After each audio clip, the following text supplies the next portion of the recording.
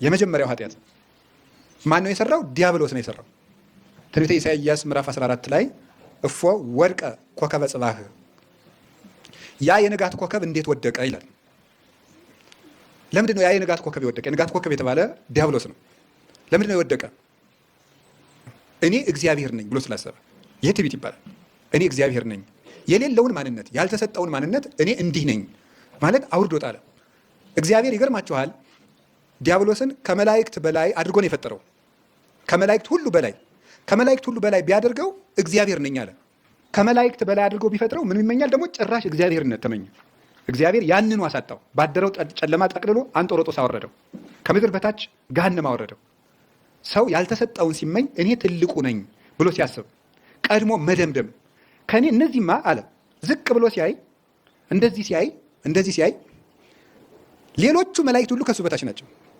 ቀና ብሎ ሲያይ ከሱ በላይ የተቀመጠ ሌላ የለም። ይሄማ ፈጣሪ በሆነ ብሎ አሰበ። አንዳንድ ጊዜ እነዚያን ምን አደረጋችሁ መሰላችሁ? በመቀመጫ ከሱ በታች በመሆናቸው ምክንያት እኔ ፈጥሬያችኋለሁ አላቸው። በጣም ነው የሚገርመው። ምን ማለት እንደሆነ ይገባችኋል?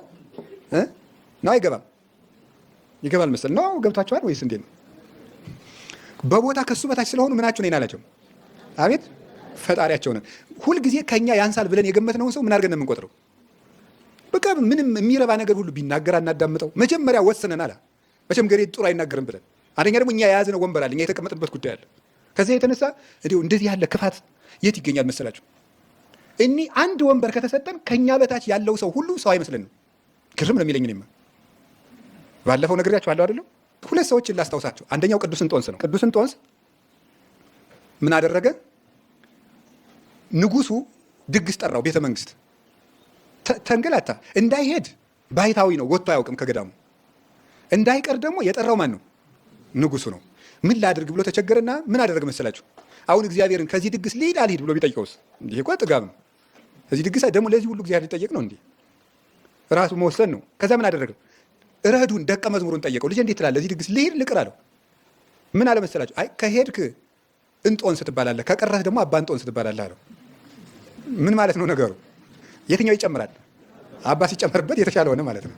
ስለዚህ አሃ ነው ክብር ይቀንሳል ማለት ቀረሱ። እዚያ በኋላ አሁን ከኛ ተማሪ ቁም ነገር ይገኛል ብለን እናማክራለን?